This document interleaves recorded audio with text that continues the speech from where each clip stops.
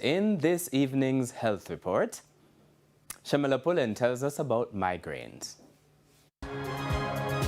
The health report is brought to you by Tetley Super Teas, packed with vitamins and chamomile to calm you down. Tetley, a tea for everyone.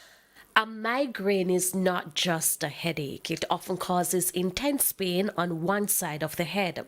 So the main symptoms, headaches, usually unilateral on one side, pounding, associated with nausea, vomiting, visual changes, which may be shimmering or flashing lights, white spots or black spots, may be associated with brain fog, difficulty concentrating, difficulty finding the right words to say, may or may not have numbness on one or more sides of the body, and may be associated with difficulty with balance. At least 40% of the Jamaican population is affected, with especially younger women being the most commonly impacted. So multiple factors are thought to cause migraine, but one of the most important is that it is genetic.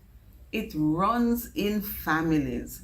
It is inherited on the same gene that is the cause of asthma, eczema, allergies, for example, allergic rhinitis. The symptoms can also vary depending on each stage of the woman's life. Treatment options are also available to help manage symptoms, but persons are advised to get enough sleep and avoid known triggers. So whether this is a particular food item, whether chocolate, dairy, peanuts, wine, MSG, even though that is controversial, you also have to limit your screen time, which in our population can be difficult. If you're unable to limit your screen time, you have to break up your screen time. For every 30 minutes of your screen time, you need to take 5 to 10 minutes of rest. There are certain vitamins that are purported to be preventative for migraine, and those should be incorporated into your lifestyle. Stress management is key because about 40% of the triggers are stress related. With our health report, I'm Shamala Pullen wishing you good health.